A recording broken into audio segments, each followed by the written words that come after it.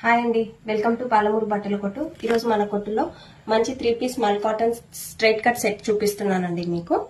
ఇది ప్యూర్ మల్ కాటన్ ఉంటుంది. ఇది వచ్చేసి యోక్ పార్ట్ దగ్గర మొత్తం మీకు వీ నెక్ వచ్చిందండి.